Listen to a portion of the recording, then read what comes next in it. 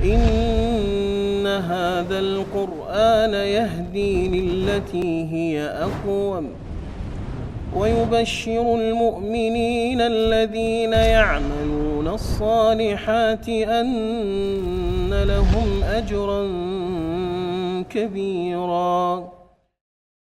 بسم الله الرحمن الرحيم. الحمد لله رب العالمين والصلاة والسلام على أشرف الأنبياء والمرسلين نبينا محمد وعلى آله وصحبه ومن تبعهم بإحسان إلى يوم الدين. Allah në falenderojmë, selam dhe salavatet qofshin për me të dashrin tonë Muhammedin sallallahu alaihi wasallam, familjen e tij, shokët e tij dhe gjithë ata që e pasojnë atë deri në ditën e gjykimit. Tashmë jemi në gjuzin e 9 të Kuranit, duke shpjeguar temat më të rëndësishme nga kjo pjesë kuranore. Në gjuzin e 8 është përmbyllur gjuzi me disa nga tregimet e profetëve, sikurse Luti apo edhe Shuaibi. Ndërsa në këtë gjuz tani fillojmë me tregimin e njërit prej profetëve më të mëdhej të Kuranit, i cili tregimi i tij është më i trajtuari, më së gjati në Kuran. E madje edhe në këtë sure është fjala për tregimin e Musait alayhi salam. Dhe kjo jo rastisht, nga se ne kërkojmë mbrojtje qysh në surën Fatiha që të mos i përngjasojmë popullit të Benu Israilëve, apo në këtë rast hebrejve të cilët e morën hidhrimin e Allahut të lartësuar, të cilët nuk e zbatuan atë që e kishin marrë si dije nga Allahu i lartësuar.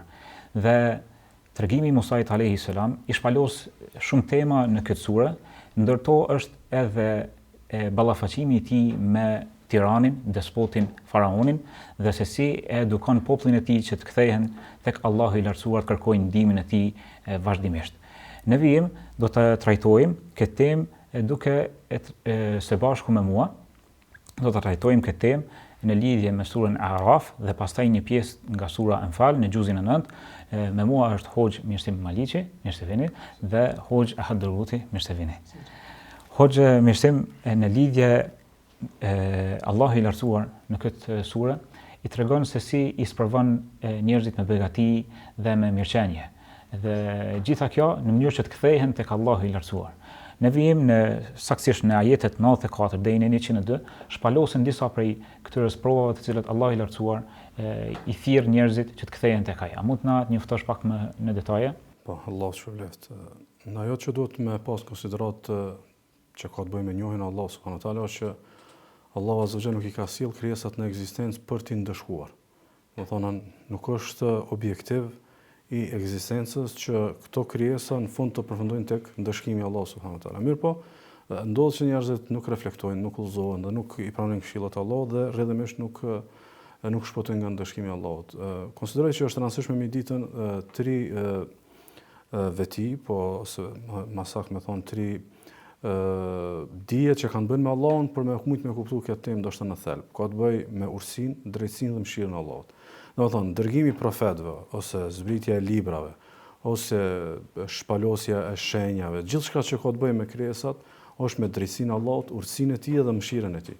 Ndaj për shembull, Allahu subhanahu wa taala kur i dërgon profetët, kur i dërgon i shpall librat, pikërisht e ka këtë si qëllim. Urtësinë e tij që ti zhvesh njerëzit nga mundësia e justifikimit në ditën e gjykimit. Drejtësia që mos t'i dënoj pa një paralajmërim. Dhe mëshira e tij që këshilluesi dhe mësuesit vijnë nga xhiri i tyre i cili u shpjegon domethënë argumentet e Allahut subhanahu wa taala. Dhe kur krejt kjo, dërgimi i profetëve, zbritja e librave, me urtësi, mëshirë dhe drejtësi, kjo nuk ju kryen punë njerëzve, pastaj Allahu subhanahu wa taala me mëshirën e tij dhe urtësinë e tij dhe drejtësinë e tij e përdor një metodë. Ajo metodë thot Allah subhanahu wa ma arsalna fi qaryatin min nabiyyin illa akhadna ahlaha bil ba'sa'i wad dharra'i la'allahum yadarra'un. Kur do që kemi dërguar një profet tek një fshat, tek një vend, thot ne i kemi sprovu banorët atij vendit me sprova, me çedere, me fatkeqësi, që ata të zbutën, që ata të përgjërohen para Allahu subhanahu wa taala. Është prafërsisht, nëse mund të them, është sikur se ato sprovat edhe thymjet që e aktivizojnë një reflektim pas një ftohje. Për shembull, dikush i ka fëmijët e vet, mirë po është dhënë mas shefeve të jetës. Edhe nuk do mu interesu për fëmijët, ose e bën një jetë këtë larg familjes. Edhe ndoshta këshillohet, e këshillon bashortja, e këshillon nona, i kthen fëmijët e tu, do të më kujdes, më kushtu vëmendje, kohë kështu me radhë. Edhe ai nuk reflekton. Ndodh sprova tek fëmijët, e pastaj e mendon që mos kom gabu, mos u desht më dhon më shumë kohë, mos do të në tash me reflektu mu kthy tek familja kështu me radhë. Edhe sprovat që Allahu azza xal i dërgon për bri dërgimit të profetëve janë të kësaj natyre. Domethënë, vjen një profet edhe njerëzit do t'ia shpjegojnë të vërtetën, edhe ata s'dojnë me kushtu vëmendje. Edhe vjen pastaj momenti i goditjes që këta mi bë pak muzbut. Edhe me e thyat egon e tyne, me e thyat madhështinë e rrajshme që domethënë e kanë, dhe rrëdhëmisht me i vë veshin domethënë thirrjeve të profetëve. E kur këta as kët nuk e bojnë, pastaj Allah subhanahu wa taala e ka prej kurthave që pas provave ju çon edhe të mira. Ju çon të mira që realisht me pasën edhe një situatë ku shpalosen faktet e Allahut që këta meritojnë dënimin. E kur krejt pastaj domethënë te sprovat se reflektuan, pastaj tek të mirat nuk reflektuan, pastaj thot Allah subhanahu fa akhadnahum baghtatan wa hum la yashurun. Tash kemi dënu në një moment të befasishëm, ku ata nuk e prisin, nuk e mendojnë, nuk e kanë marrë që Allah subhanahu wa taala ka me i dënu. Ndaj Allah subhanahu wa taala na e pushon kësaj befas. Kisha pas dëshirë me citu këto ajete për arsye se këto janë të frikshme jo vetëm për ata të cilët i përgjigjshojnë profetit. Këto janë edhe për muslimanët që lëshuan gjunoa. Edhe për muslimanët që ndoshta e ndjejnë sikurse nuk është i hidhur Allahu me ta dhe ndjen sigurt prej dënimit të papritur të Allahut. Kurse ndihesh i sigurt për dënimin të papritur të Allahut është domthon pishenjave të sumjeve të zemrës, po edhe për mëkateve të zemrës. Thot Allah subhanahu thot afa amina ahlul qura yatihum ba'suna bayatan wa hum na'imun. Thot kush i bën sigurt njerëzit që nxjersa ata janë duke fjet, më ardh dënimi i papritshëm si Allah subhanahu wa taala. Domthon kush të garanton se sonte në gjumë mos më marr një goditje, një smundje, një fatkeqësi, një tërmet e kështu me radhë. Edhe tjetër për Allahut dënim për njerëzit e pabindur që nuk kanë reflektuar me këtë Allahut. Pastaj thot awa amina ahlul qura yatihum ba'suna duhan wa hum yal'abun. Çka nëse ju vën njerëzve papritur dënimi i Allahut subhanahu wa taala, ndërkohë që ata në një paraditë janë shumë as shefeve të jetës, mas domethënë të mirave të jetës. E përfundon Allahu subhanahu wa taala pse vën çka dënim. Thot afa aminu makrallah. A mos janë ata të sigurt prej dënimit të papritur të Allahut, thot fala ya'manu makrallahi ila alqawmil khasirun. Nuk njihen sigurt për dënimin e papritur të Allahut vetëm njerëz të prishur. Janë të prishur sepse domethënë nuk kanë ditë mi kuptuar mesazhet e Allahut. Allahu ta çon në sprovën shëndet, Allahu ta çon në sprovën familje. Madje edhe në fetari, për shembull njerëzit që janë fetarë dhe dinë se çysh i dash mukonën në raport me Allahun, pasi e ka kuptuar peshën e farzëve, pasi e ka kuptuar peshën e lidhjes me Allahun, ban shkelje ose nuk i jep Allahu sukses me kry obligimet, nuk i jep Allahu sukses me largu pi mëkate. Me menu mos u kjo formë pi forma që Allahu po i çon mesazh, që ki gabu dikon. Me menu me një formë ose formë tjetër që ndoshta i duke gërvish dikon atë kontratën tënde me Allahun subhanuhu teala. Mendoj është ka i lexon drejt mesazhet e Allahut. Domethënë me reflektu, me i lexu mesazhet e Allahut është si njerëzve që nuk janë të predispozuar mu dënu. A këta që dënohen janë këta cilët ju kalojnë mesazhet pa i lexu. Thirrjet pa i marrë konsiderat. Edhe thirrjet e fundit kur mungon domethënë përgjigja, pastaj vjen dënimi i Allahut subhanuhu teala. Mirë, po më e keqja, o gjendëruar është ajo që e ka përmendur Allahu subhanuhu teala domethënë në një surën An'am, xhuzin e 7 që e trajtuam, është i njëjti kontekst, mirë po e përmend një detaj. E që kisha pas dëshirë me përmend. Thot Allah subhanuhu. Falawla idh ja'ahum ba'suna tadarra'u. Mukon ata që mas ju kanë ardhur provat e tona, tishin zbut pak. Mukon kishin rra pak për tokë, kishin menu. Mirë po ka ndodhur kundërta. Thot walakin qasat qulubuhum wa zayyana lahum ash-shaytanu ma kanu ya'malun. Mirë po përkundrazi, aty ju ashpërsun, ju vrashsun zemrat, edhe djalli u zbukuroi veprat e tyre. Dhe kjo na e shohim në përditshmëri. Njerëz bashku këshillohen, bashku sprovohen, shumë njerëz domthon shkojnë mbrapsht, edhe pastaj reflektojnë, domethënën kur ndjes, protestojnë në raport me Allahun subhanahu wa taala.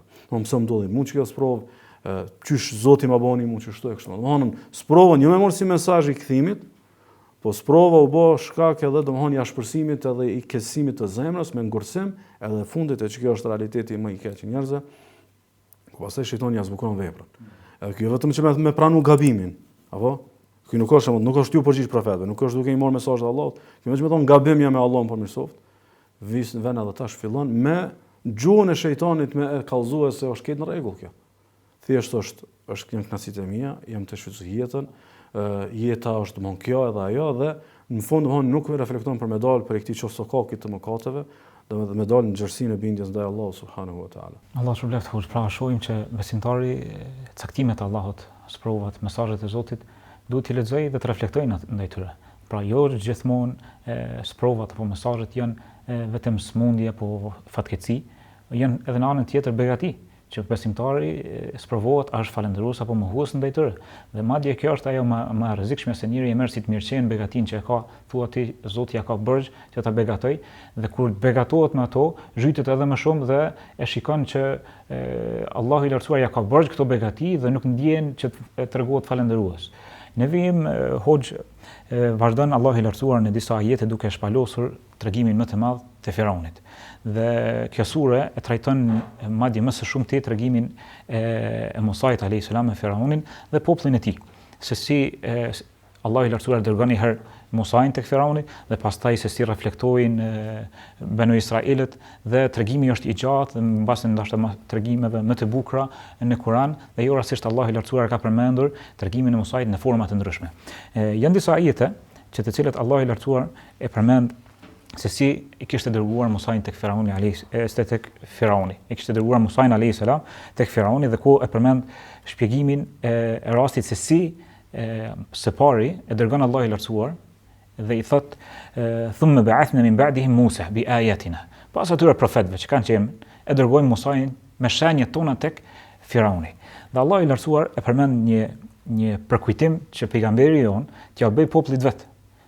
Shikojeni gjendjen e Firaunit dhe si ishte përfundimi i tij, dhe merrni mësim ju o paria kurajshitëve për veten e juaj, se si mund ta keni përfundimin e njëjtë nëse edhe ju tregohi tiranë dhe despot sikurse që është tregu Faraoni. Dhe thot Allah, "Fandhur kayfa kana aqibatul mufsidin." Shikoje si ishte përfundimi i punkeqëve. Dhe ky është ajo porosia të cilën duhet ta merr çdo tiran, që të mos mburret jashtë masës, të mos bëhet shumë mendje madh, po ta shikoj me modesti se ai është një rob dhe ka një Zot i cili do ta merr në llogari.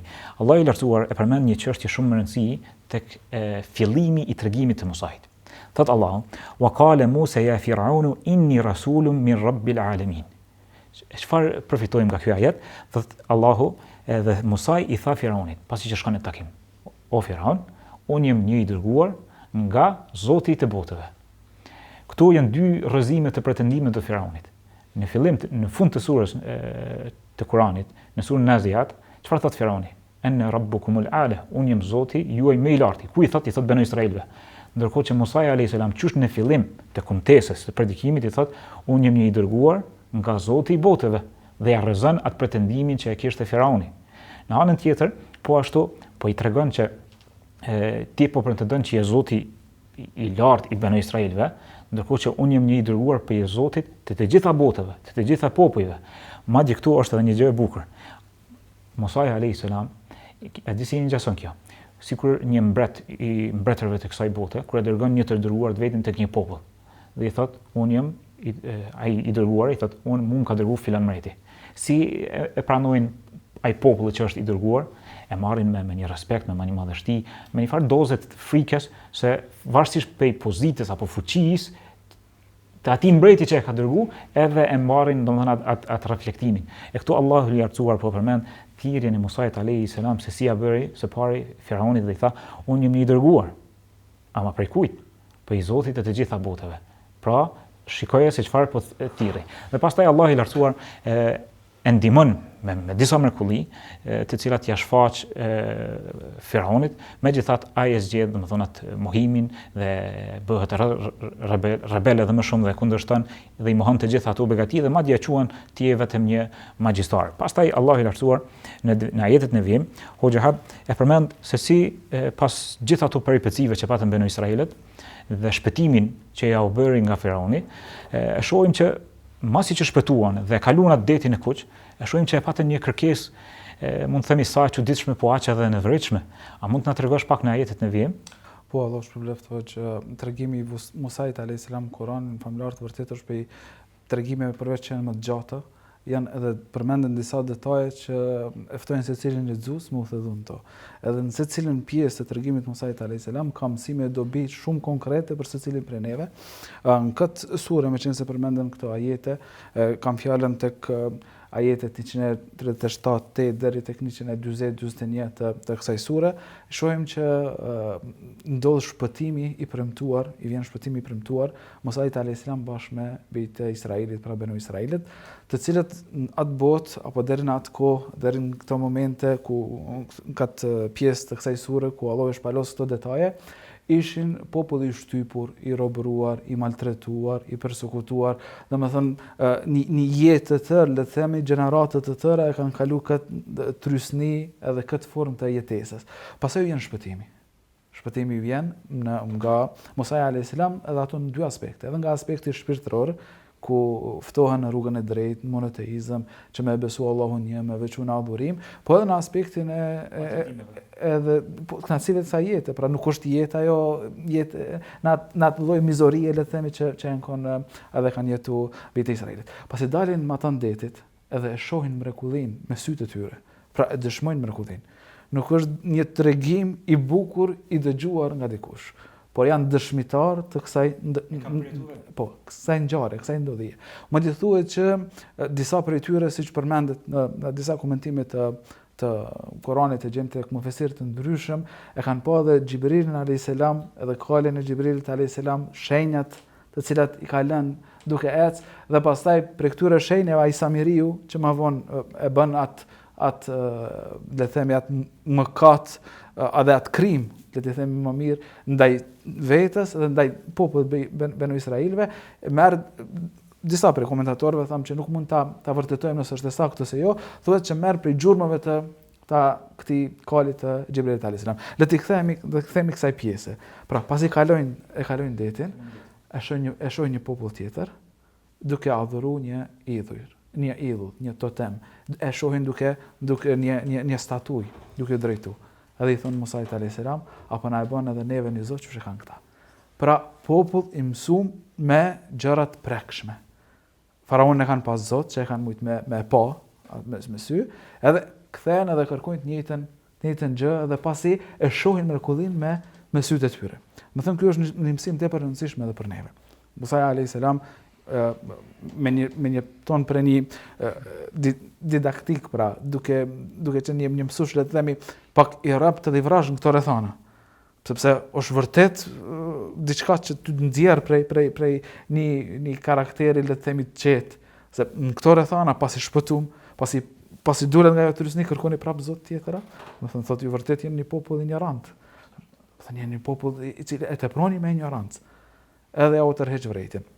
Pastaj, kur shkon Musa alayhis salam dhe del, domethënë, në rahati dhe në qetësi, sipas komentimit të shumë mufesirëve, është për qëllim, pra, koha pasi këta përjetojnë mirësitë që është mana edhe selua, menun dhe selua që përdoren, edhe janë dy lloje të, njëra është e pija, e cila është e ëmbël edhe njëkohësisht edhe ushqyese, në anën tjetër janë thëdhënzat cilat janë prej shpendëve më të shijshme, e që u vinë pa punu këtyre. Atëherë Musa alayhis salam e ka një takim me Allahun, siç përmendet në Kur'an, edhe Allahu ja premton, pra, apo është ajo farë shpallja që vjen nga Allahu, që duhet mi agjeru 30 ditë. Edhe këtu është një detaj shumë interesant që ne kam has tek mufesirët, thonë që këto 30 ditë janë kënd të Dhulqedes. Dhulqeede për shikuesit është muaji 11.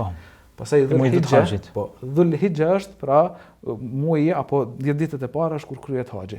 E thonë që pasi ka plotësuar 30, pra siç përmendet në Kur'an, është kërkuar një 10 tjetër, e që i ka rami përfundu në ditën e Bajramit, pra në 10 fundit, ditën e fundit të 10 të Dhulhijjes. Po në këtë ditë, pastaj Allahu i flet Musait alayhis salam. Edhe po në këtë ditë, pra e dim që është plotësuar feja, sepse e dim që ka zbrit ajeti, po el yawma akmaltu lakum dinakum. Po, pra paga shumë, pra gjithçka në fe, gjithçka që Allah e ka caktuar, gjithçka që Allahu neve na mëson, secila pjesë e Kuranit fisnik, secili pasazh i është mësim për neve, ka lidhje direkte njëra me tjetrën dhe asgjë nuk është e rastishme. Prandaj, pra, na nevojitet një vëmendje e theksuar kur i merremi me tregimin e Musait alayhis salam në veçanti, sepse përmendet në pjesë ndryshme të Kuranit, e ndonjëherë një lexues i pavëmendshëm thotë që ka përsëritje mes këtij tregimi, nuk qëndron, sepse në secilën pjesë përmendet një detaj apo një formulë tjetër gjuhësore e cila shpjegon një detaj i cili nuk gjendet tek pjesa paraprake. Allah shpëleft hoxhe për këto dobi nga pjesa e tregimit të Musait alayhis salam dhe shohim që njerëzit vazhdimisht janë të prirur, jo që janë të prirur, po rrezikohen vazhdimisht që përfundojnë në idhujtari. Dhe këtu është ai që Allah i lartësuar na tërheq vërejtjen, që mos t'ju ngjasojmë atyre dhe mos të lidhem nga çështjet materiale, që të përfundojmë ku kanë përfunduar ata derisa kanë kërkuar që të adhurojnë një formë të viçit që është kërkuan. Më mund të lidh te kjo, nëse i kthehemi kësaj, edhe shohim domethënë çush ka ndodhur, edhe cila ka ajo hilja që i ka mashtruar Samiriu, që përmend në Kur'an, që më adhuru viçin.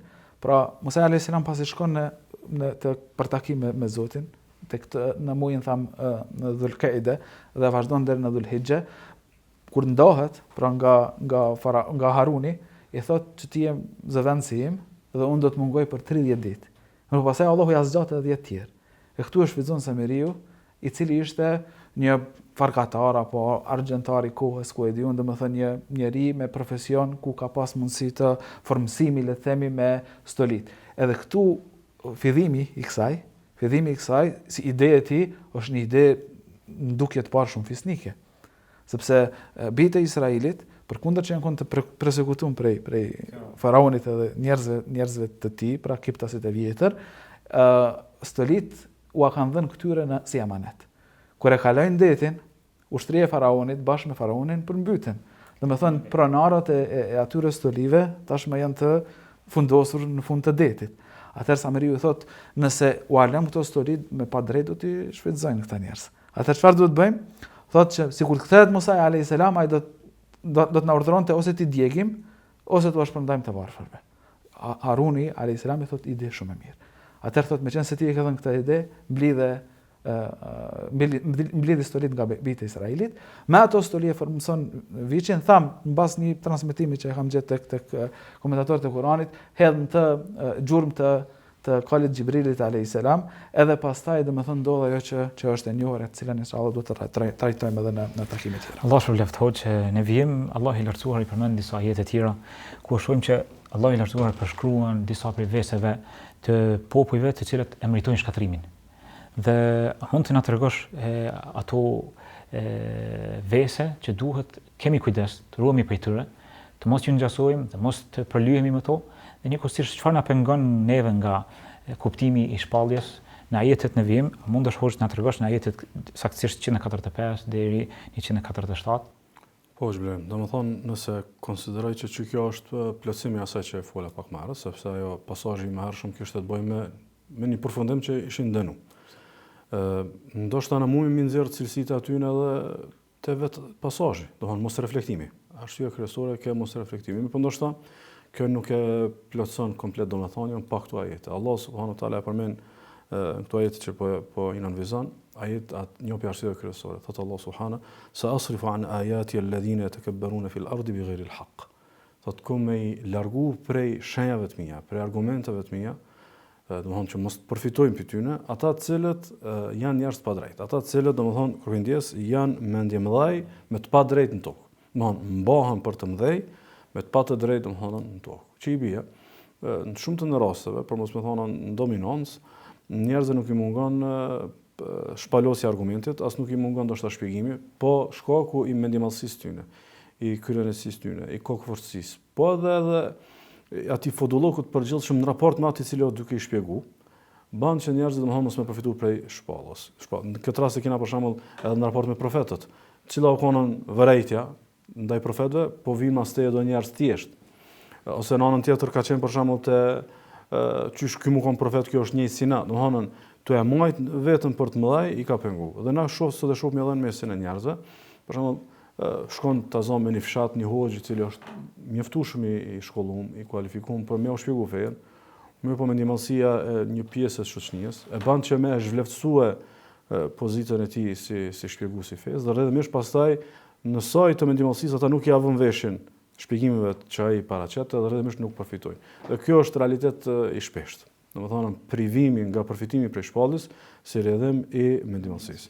Çka ndodh pastaj? Thot Allah subhana, thot wa yara kulla ayatin la yu'minu biha. Çfarë do lloj shenje, çfarë do lloj argumenti, çfarë do lloj prove që shohin ata nuk besojnë. Domethënë më tash ju kanë vulos zemrat. Që i bie pas mendjemallësisë, si smujë e zemrës vjen vulosja. Ndaj nëse dikush fjala bie merr një këshill pi dikujt. edhe s'ka gatishmëri me pranu. Ajo është më i vogël se ai në moshë, ose më i pak i ditur se ai, ose më pak pozit. Prej gjanave që është mirë me reflektu që mos me bë që këtë gabim, të refuzimit të së vërtetës në saj të mendimallësisë, se kjo pastaj ka një dënim të dytë, dënimi vulosës së zemrës. Pastaj edhe me tar dikush që bashkë ti e kishe marrë ti shpjegimi, mon Allah nuk ta mundson e kuptu. Sepse aty ku desh me marrë nuk e pranove. Që i bie domthon mos reflektimi në bazë të pasazhit të parë, mendimallësia në bazë të ajetit të parë, edhe e dyta është pastaj vulosja e zemrës. Pastaj thot Allah: "Wa yara sabila ar-rushdi la yattakhidhuhu sabila." Pastaj me udhën e drejtë ata s'dojnë me hinu drejt. Sepse pastaj nuk ju përshtatet natyra me udhën e drejtë. Udha e drejtë që sa i thot moral. Udha e drejtë që sa i thot ndershmëri, udha e drejtë që sa i thot besnikëri. Ky nuk do me i pranu këto vlera, nuk do me i pranu këto përcaktime. Që i bie domethënë ndodh dëmi i tjetër. Cili është dëmi ku pastaj rrotullohet natyrshmëria. Domethënë prishet pastaj motja. Për arsye të inatit, për asaj kokëforcisë, të mendimallësisë, pastaj vulosja e zemrës, pastaj edhe domethënë prishën standardet edhe motja dhe na realisht për shembull na shohim me popullin ton, ndoshta një pjesë e davetit që ka ndodhur para 20 vjetëve, ju ki thonë njerëzve po marrë çështën e thonë. Sot edhe nuk është ndoshta pjesë e davetit më thonë njerëzve që kjo marrë, sepse mas vulosjes së zemrës, mas zhytjes së njerëzve në gjinoa të shumta, mas normalizimit të së keqes, tash ka dalë kundërta. Domethënë, që kjo është udha e rushdit, që kjo është udha e arsyes. Jo, na nuk jena të interesuar për këtë udhë. Çka na të intereson, thot Allah subhanahu wa yara sabila al-ghayy yattakhidhuhu sabila. Pastaj kur ta shohin udhën e shtrenjtë, udhën e gabuar, udhën e devimit, atë e përzgjedhin si rrugë. Që i bie domethënë pas mendimallësisë, pas vulosjes së zemrës, pas ndërrimit të koncepteve dhe standardeve, pastaj kalon vetë përcaktimi te botkuptimi i gabuar. Ndaj kjo i ka ndodhur për shembull botës perëndimore në këto 2 shekujt e fundit, ka qenë luftë e madhe me perëndimin çto.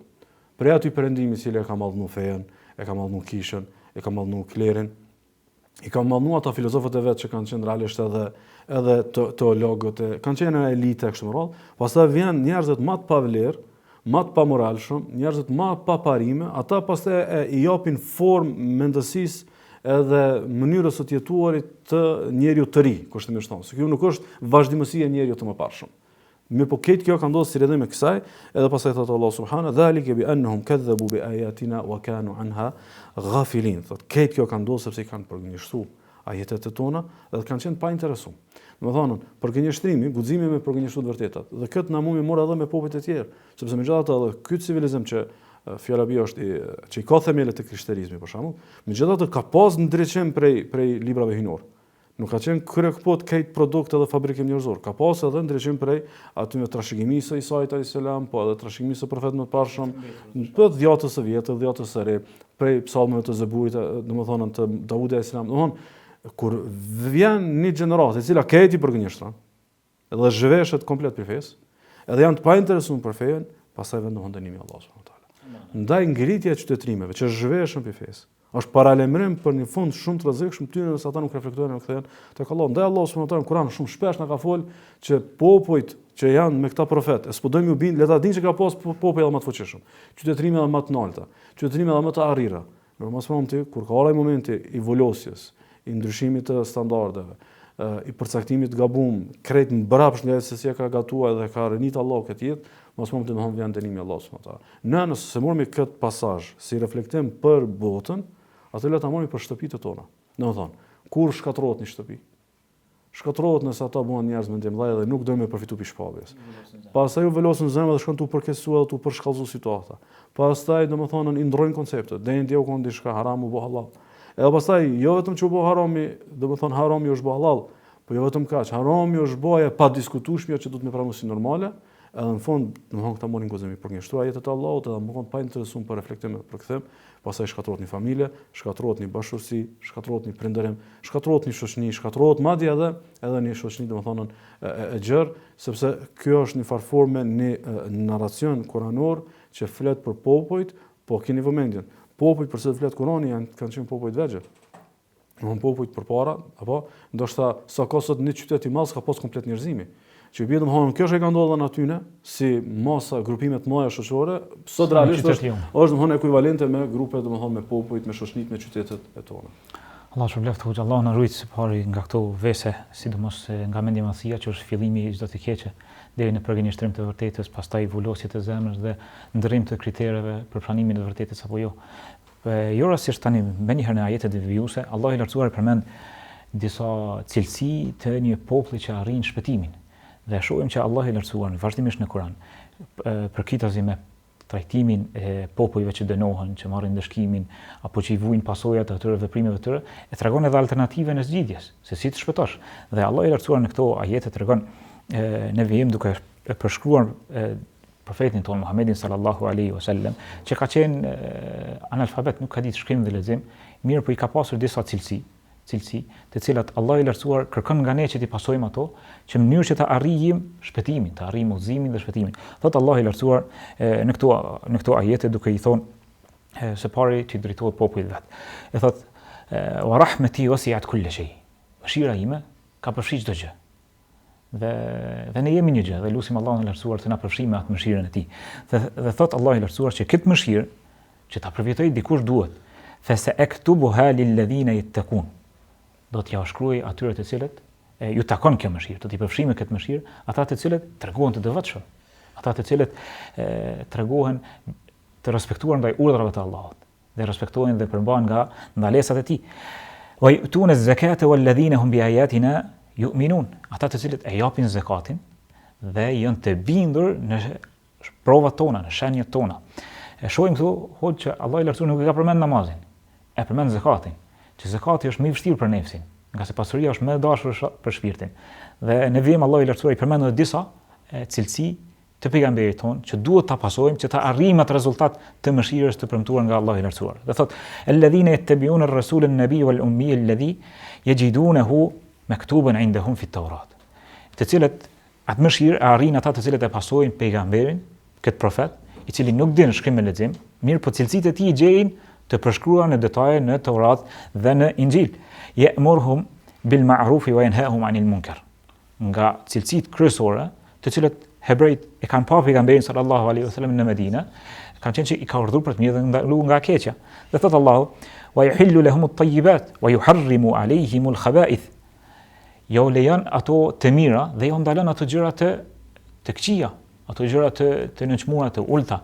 Dhe Allahu i Lartësuar përmend në një gjë tjetër çfarë jo ka lehtësuar disa dispozita të cilet i kanë pas të rënda në atë kohë. Dhe thot: "Wa yad'u anhum israhum wa aghlal allati kanat alayhim falladhina amanu bihi wa 'azzaruhu wa nasaruhu wattaba'u an-nura alladhi unzila ma'ahu ulaika humul muflihun." Kjo është pjesa e fundit e ajetit, ku Allahu i Lartësuar e tregon saktësisht ata të cilët e pasojnë pejgamberin sallallahu alaihi wasallam dhe stolisen me moralet e tij. Ky profet që e gjejnë në librat e tij, i urdhon për të mirë, i ndalon nga keqja, i cili jo ka lehtësuar disa dispozita të rënda që i kanë pas, kush e pason, ata janë prej fitimtarëve, ata janë të shpëtuarit. Dhe thot Allahu i Lartësuar në Kur'an: "Wattabi'uhu la'allakum tahtadun." Dhe pasoni këtë të dërguar në mënyrë që ta gjeni udhëzimin. E shohim që Allahu i Lartësuar vazhdimisht na ka orientuar që t'i marrim të gjitha sebepet e kërkimit të shpëtimit dhe ta arrijmë atë mëshirën e Allahut të Lartësuar dhe ta ndjekim udhëzimin e pejgamberit sallallahu alaihi wasallam. Hoxha had në vijim Allahu i Lartësuar përmend edhe pikërisht në vazhdimin e këtyre udhëzimeve. E përmend shembullin e dikujt që nuk i respekton këto urdhra, pasi që i njeh, pastaj shkon dhe i refuzon. A mund të na njoftosh me në detaje? Po, është pak a shumë është fundi i surës Al-A'raf, pra ajetet 175-178, ku Allahu i Lartësuar ndër tjera thotë: "Watlu alehim naba alladhi ataynahu ayatina fansalakha minha fa'adbahu ash-shaytan." Edhe vazhdon pra Allahu i Madhëm thotë tregoj atyre hebrejve për njeriu i cili ne i mësuam shpalljet tona por u largua prej tyre. Pra bëhet fjalë për një njerëz të ditur. Është interesant që në tefsirët nëse i kthehemi pra për këto ajete, shohim që përmenden disa ngjarje, pastaj përmenden edhe disa njerëz. Po e përbashkët e shumë tefsireve është që përmendet një njeri apo një personazh, le të themi, një njeri nga popujt e kaluar me emrin Bel'am. Pastaj tek emri i babait të tij prap ka transmetime të ndryshme, po më e saktë nëse e shohim është Bel'am ibn Ba'ura. Pastaj tek ky njeri edhe tek ata komentatorët Kuranit që pajtojnë, prap ka mos pajtime çysh është ngjarja, çka ka ndodhur me këto, mirëpo ajo që dihet për këtë dhe që shumica e potencojnë është që e ka ditë emrin më të madh të Allahut, me cilin nëse i lutesh Allahut, Allahu të përgjigjet. Prandaj, domethënë transmetime të ndryshme, ka prej transmetimeve që janë më të dobta që thonë që ky ka pas vetëm 3 lutje dhe pastaj ka keq përdor të treja këto, po transmetimi më i saktë është që ky i është pranuar lutja sa herë që është lutur Allahut më ndom. Do të paramendoni çfarë privilegji, çfarë përzgjedhje hyjnore e drejt për drejt, që sa herë që i lutesh Allahut Madhum me të përgjigj. Paramendon një krijesë e dobët, e vogël, siç është puna e jon, që mi u lut Allahut e pastaj Allahu më të përgjigj. Këto s'duhet me marru që i kemi të gjithë me lejen e Allahut, pra me ajete tjera ku Allahu na fton që mi u lut edhe na premton përgjigje, e pastaj tek pjesa që siç përgjigjet Allahu i Madhum, kjo ndoshta e trajtojmë edhe në pjesë tjera, por po do më u kthy tregimit, meqense besoj që është një tregim që ka shumë përfitime, jo vetëm si ngjarje interesante, e cilën e shohim me kurreshtje edhe për cilës, domethënë, mahnitemi nga ajo çfarë ka ndodhur, edhe për të keq kuptohet, po gjithashtu edhe shpërfaqet fuqia e Allahut Madhum. Gjithsesi ka edhe mësime tepër të çmuara në këtë ngjarje. Ky person, pra thuhet që ka jetuar në kohën e Musait alayhis salam, edhe kur Musa alayhis salam me bijtë e Israilit forcohet, edhe ja nis me i çliru, le të themi, tokët prej idhujtarëve dhe idhujtarisë në përgjithësi, dhe ja mësyn vendit ku është ky njeri i cili ishte i devotshëm, tek i cili ishte tepër i dijshëm, i drejtohen popullit të tij edhe i thonë që Musa alayhis salam me bijtë e Israilit don me ardhmë na nxjerr prej vendeve tona dhe me na pushtu. Atëherë i thonë që me u lut Allahut kundër Musait alayhis salam. Belami i thotë keni mendje, do të thonë çfarë po kërkoni për meje? Qysh mundem unë me u lut Allahut Madhum kundër një pejgamberi, kundër pasuesve të një pejgamberi. I lutën prap Belamit, thotë po i lutem Allahut që ma tregu caktën. Dhe i lutet Allahut, Allahu do të thonë ja tërheq vërejtjen që nuk duhet më ulshu në këtë rrugë. Atëherë i dërgojnë dhurata Belamit, dhe ky me një farforme nuk preta sa duhet, mirë po e konsideron që ka një miratim nga Allahu që mundet me u lut kundër Musait alayhis salam. Edhe vazhdon me u lut. Mirë po për me u lut, niset me gomarin e tij në kodër, edhe duke u ngjit në kodër, gomari tenton me u kthy. Derisa Allahu cakton që gomari me fol në atë moment, edhe i thot ke frik Allahu në Belam çka e duke bë. A nuk pishe engjujt cilat po më pengojnë që unë me u ngrit në majë të kodrës. Atëherë Belami e rah gomarin. Gomari refuzon edhe i thotë, domethënë pse duke më rrap, meqense unë po do më u bind Allahut Madhum. E rah derisa e detyron që me u ngrit në kodër. Sa herë që lutet kundër Musait alayhis salam, sa herë që don të lutet kundër Musait alayhis salam dhe popullit të Musait alayhis salam, Allahu detyron gjuhën e tij që më thon lutje për Musain alayhis salam edhe për popullin e Musait alayhis salam. E jo kundër. Sa herë që lutet për popullin e tij, Allahu ja çon gjuhën që më thon kundër popullit të tij. Atëherë ja tërheqin vërejtin populli i Belamit dhe i thënë ke mendjen që e duke bë se po lutesh kundër neve e për Musain alayhis salam. Derisa subhanallahu, do të thënë saktësia e këtyre secili detaj mundet edhe më kone kontestuar, meqense nuk kena mundësi me i vërtetu, sepse nuk janë gjitha haditha, një pjesë e tyre janë prej israeliatëve. Po thonë që mufesirat që i del gjuha dhe i del gjuha aq shumë sa që i ngjitet në gjoks. Prandaj edhe Allahu e përmend shembullin e qenit në këto ajete.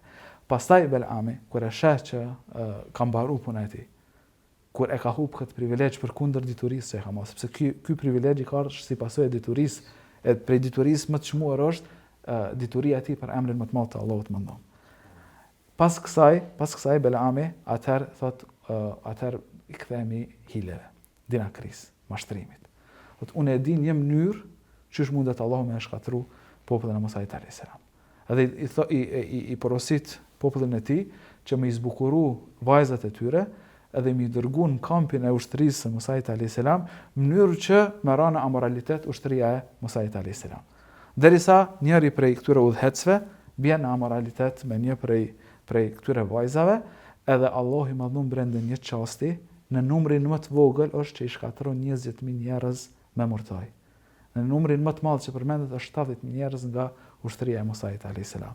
Vetëm për shkak të transmetimet janë të ndryshme, thash, mirë po, një transmetimi më saktë nga ajo që e kam pa prej komentatorëve të Kuranit është që vetëm për shkak që ka bë zina apo amoralitet një prej komandantëve apo një prej udhëhecëve të ushtrisë së Musait alayhis salam, i cili është rebelu kundër Musait alayhis salam, dhe pastaj vjen një ushtarak tjetër, pra dikush tjetër që ishte në rangull më të lartë të Musa alayhis salam, dhe e vret këtë zinaqar, këtë njeri të pamoralshëm, edhe atë gruat pa moralshme, edhe ngrihet kjo sprova apo ky dënim nga populli i Musait alayhis salam. Pra, në këtë pjesë të mësimit, kemi shumë mësime, shumë urtësi që për secilin prej tyre meriton një meditim edhe një reflektim për secilin që e dëgjon, edhe mos, këshilla jeme është që mos t'i marrim këto tregime përkundër pamundësisë tonë me vërtetu saksinë apo saksinë e tyre, thjesht si ngjarje të mahnitshme, mirë po le të shikojmë për mësimet që i kanë to, sepse secili prej këtyre mësimeve thuajse është i argumentuar me argumente të sakta, qoftë në hadith pejgamberit sallallahu alaihi wasallam, e qoftë drejt për drejt nga Allahu i Madhëm. Allah shumë left hoqët dhe madje shohim që nëse begatia diturisë nuk ta afron tek Allahu i lartësuar, e shohim që në anën tjetër mund të bëhet argument kundër teje. Dhe kjo është ai ndoshta ai mësimi të cilin duhet ta marrim gjithë secili prej nesh si besimtar dhe lexues të Kuranit, që ta kuptojmë fjalën e Kuranit dhe të zbatojmë dhe të shikojmë këto porosi të Allahut të lartësuar. Në vijim Allahu i lartësuar në pas surës Araf e përmend një sure tjetër që është surja Anfal. Ibn Abbasi këtë sure e ka quajtur sikur surja e Bedrit. Përderisa në të trajtohet në hollësi betejë e Bedrit apo lufta e Bedrit që ka ndodhur menjëherë afër pas hijretit të pejgamberit sallallahu alaihi wasallam. Bukra kësaj sure, ky xhuz i përfshin 5 faqet e para apo gjysmën e surës. Në këtë xhuz trajtohet një pyetje që përgjigja vonohet tek pas 5 faqeve apo tek pas 40 ajeteve jepet përgjigja. Yes'alunaka 'anil anfal, të pyesin ty për plaçkën e luftës, për prejën e luftës. Dhe në vijim Allahu i lartësuar në mes përgjigjes për këtë pyetje trajton shumë dispozita, trajton cilësitë e besimtarëve, urdhën që t'i bindën Allahut dhe të dërguarit e tij, të ruhen nga devijimi, të ruhen nga përçarja në mesin e besimtarëve, dhe sikur Allahu i lartësuar dëshiron të na thotë neve që mos anoni nga kënaqësitë e kësaj bote, mos lakmoni nga pasuritë e kësaj bote, po fokusohuni, përqendrohuni tek temat boshtë, tek temat thelbësore të fesë islame, ndërto që janë besimi në Allahun, bindja ndaj Allahut dhe të dërguarit të tij, pastaj mos përçarja në mesin e besimtarëve. E shohim hoxh që në fillim të surës Anfal, Allahu i lartësuar i përshkruan disa i përshkruan cilësitë e besimtarëve të vërtetë. A mund të na shtjellosh pak se cilat janë ato cilësi dhe me të cilat ne duhet të stolisemi me to, cilat janë ato virtyte që duhet t'i marrim parasysh në çdo ditëve tona përgjatë jetës? Përmendet që surja Anfal fillon për dispozitat e plaçkës. Dhe plaçka është në një ngjarje lufte, në gjendje jo të zakonshme, apo? Mirë, megjithatë, edhe në ngjarjen e pazakontë këta që janë besimtarë këta kanë rregulla. Këta e dinë se si duhet vepru dhe se si duhet me dorëzu, se si duhet me respektu normativën islame për këtë zemat. Ndaj Allah s.w.t. me njerë pas në ajetet në vijim, ajeti i 2 i 3, flet për cilësitë e besimtarëve se këta që nuk kuritën luft, janë që nuk kuritën edhe në përditshmërinë e tyre. Cila është domethënë përditshmëria e tyre e ka treguar Allahu nëpërmjet shenjave. Mirë po, na duhet me pas një rregull. Shenja diçka e shfaqshme. Mirë po, gjithçka e shfaqshme, po stabile, bukur, e ka një themel, e ka një thelb, e ka një rrojnë. Dhe Allah nuk i përmend fillimisht ato të shfaqshmet, po ato që nuk shfaqen. Domthonë përpara se me pa një trung të një peme, realisht ekziston një rrojë e shnosh. Allahu thot: "Innamal mu'minuna alladhina idha dhukira Allahu wajilat qulubuhum." Besimtarët e vërtetë janë ata që kur përmendet Allahu, zemrat e tyre forgollojnë. Domethënë, kjo është diçka shumë domethënë e brendshme. Kjo është absolutisht domethënë e pashfaqshme. Domethënë ka shku një lidhje aq e mirë me Allahun, saqë vetëm përmendja e Allahut nën kupton forgollim të zemrës. E dyta thotë: "Wa idha tuliyat alehim ayatuhu zadatuhum imanan wa ala rabbihim yatawakkalun." Dhe janë ata që kur u lexohen ajetet e Allahut, kur u lexohen domethënë ajetet kuranore, thotë imani i tyre shtohet edhe ju shtohet mbështetjen e Allahut. Ktu kemi 3 gjëra këtë janë zemrës. Këtë janë zemrës. Domethënë forgollimi i zemrave prej përmendjes së Allahut, pastaj shtimi i besimit në sajt e ajeteve, domethënë zemrat e tyre kanë pranueshmëri për kumtesën hynore, domethënë zemra nuk u volo, zemra së shnosh. Allah po e pranon, domethënë kjo është edhe një fashenje se nëse njerit nuk i forgollon zemra gjatë dhikrit, pastaj nuk preket pi ajeteve, edhe nuk i shtohet te vekulin Allahun, domethënë këtu ka problem. Tu ekziston një problem. Pastaj Allah azza wa jalla i përmend se si shfaqet ky iman, se si shfaqet kjo fetaria brendshme, se si shfaqet ky besim i këtyre njerëzve. Thot alladhina yuqimuna as-salata wa mimma razaqnahum yunfiqun. Janë ata të cilët e fajin namazin dhe për asaj që na ju kena dhënë, ata japin. Domethënë, në falja e namazit, edhe dhënia e zakatit është rezultati i zemrës.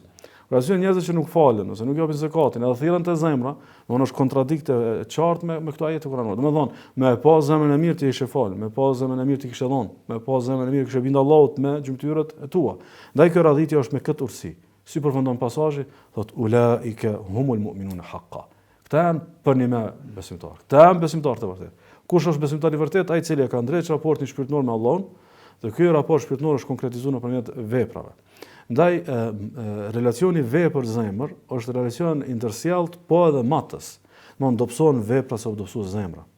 Dobësohet zemra sepse janë dobësuar veprat. Prishën domethënë zemrat, prishën veprat. Sikur që ka thënë pejgamberi sallallahu alajhi wasallam në hadithin e Numanit, domthonë është një copë mishi në trup, nëse ajo ndreqet gjithë trupin, domthonë ndreqet veprat.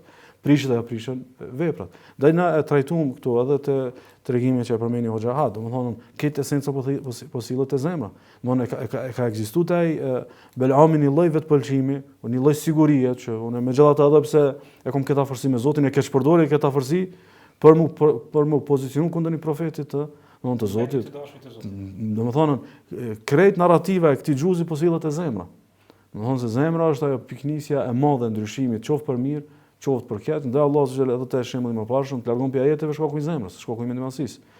Këndej domethënë ta kallzon se po dashte mos mu konte çaj shembull, atë rregulloje zemrën. Dhe këto tri matje të zemrës janë të lehta. Konsideroj që janë të lehta, sepse dhikri është ibadet i lehtë. Kontakti me ajetet e Allahut është i lehtë.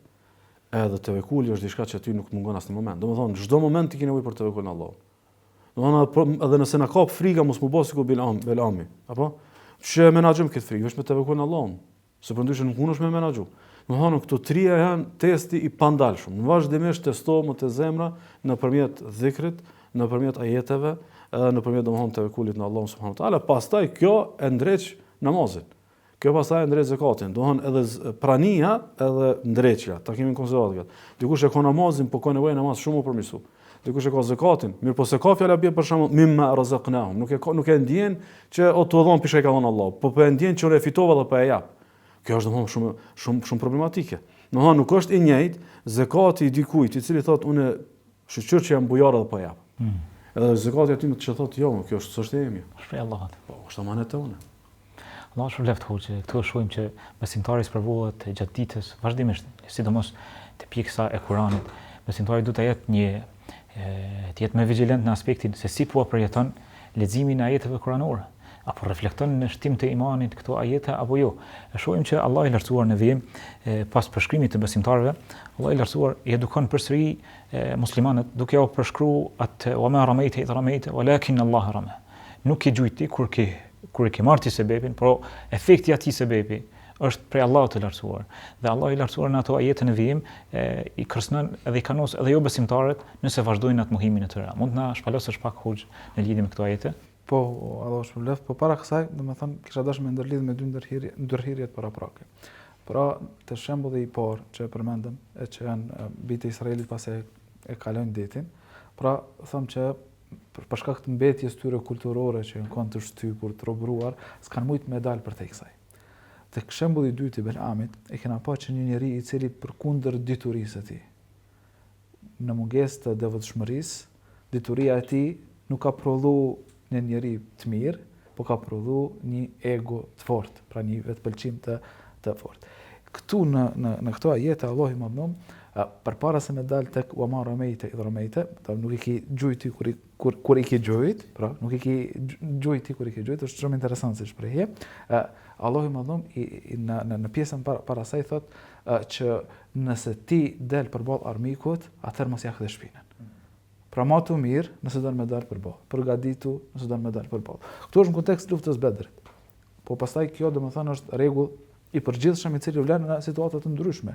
E përballja jonë sot shumë herë është ndoshta me një diskurs të imponuar ku helmohet opinioni publik me dokra të ndryshme. Pra, nëse don me dalë me u ballafaqu, atëherë mos u zbraps. Mirë po, edhe nëse ndodh zbrapsja, që ka ndodhur në disa raste, atëherë zbrapsja të jetë me si strategji për rigrupim e asnjëherë si pranimi i disfatës.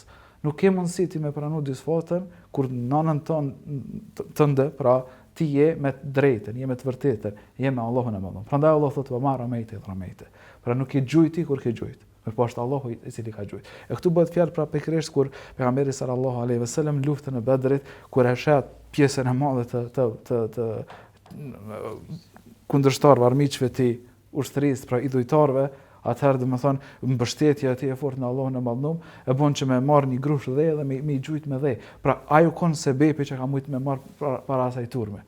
Allahu thotë ti nuk e ke gjujt kur është gjujt. Prandaj i urdhron angjujt e krye me ta Xhibrilin alayhis salam që secila pjesë asaj gjuajtje të pejgamberit sallallahu alaihi wasallam që ishte me dhe, mi godit sytë e idhujtarëve, prandaj edhe muslimanët korin fitore. Pra kjo është një vërtet historike e dëshmuar. Përderisa te Belami mundemi me pas disa rezerva, le themi mbi saksinë e saj, kjo është e vërtetuar e dëshmuar historikisht, madje s'ka ndonjë pjesë e historisë së njerëzimit që është më e dëshmuar se kaq. Edhe tek periudhat më vonshme historike, ngjarjet që kanë ndodhur më vonë, nuk janë po kaq sakta sa është kjo e saktë me luftën e Bedrit dhe betejë të tjera, apo betejën e Bedrit dhe betejë të tjera të cilat kanë ndodhur. Për këtë arsye, domethënë është shumë e rëndësishme e para, me mbështet tek Allahu Madhnum, me ndërmarr veprim, mi marrë sebepet, në fund pas suksesit, mi atribu meritet Allahut Madhum. Pra, nëse nuk i atribojmë, nuk do me thonë që na kena kur fitore. Le ta ketë vëmendjen besimtari që nëse cilën për këtyre fazave të mos dështoj. Se shumë herë shejtani vjen në fazën e fundit, djalli vjen në fazën e fundit edhe ta humbë shpërblimin. Pastaj ky adresimi i meriteve tek Allahu Madhum përpara se të jetë me gjuhë, le të jetë me zemër. Pra, le të jetë bindje e njeriu që pa suksesin e Allahut Madhum, pa mbështetjen e Allahut Madhum, nuk kishte me arrit as me pas vullnet për me bo mirë.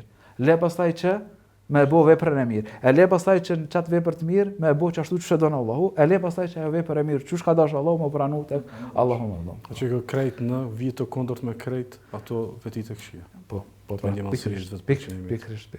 Allah shpërbleft. Pikërisht te betejë e Bedrit e shohim që pejgamberi sallallahu alaihi wasallam përveç që i ka marrë sebepet, e shohim ashtu që i ka shku Ebu Bekri atëherë kur ka bë dua para fillimit të betejës dhe aq lart i ka ngrit durt duke bë dua, saqë ju kanë pa në sqetullat duke ngrit durt nga qielli dhe i ka ra gjybja në tokë. Dhe Ebu Bekri nga dëmshëria i ka thënë që mos e mundo veten kaq shumë, mjafton kaq shumë. Edhe pastaj e dijmë rezultatin si ka ndodhur betejë e Bedrit. E shohim që Allahu i lartësuar pas këtyre ajeteve e përmbyll këtë gjuz me një pjesë të ajeteve ku Allahu i lartësuar e përmend që besimtarët t'i binden Allahut të lartësuar dhe të dërguarit e tij duke bërë një thirrje ja ayyuhalladhina amanu stajibu lillahi wa lirrasuli idha da'akum, o ju që keni besuar binduni Allahut dhe të dërguarit e tij.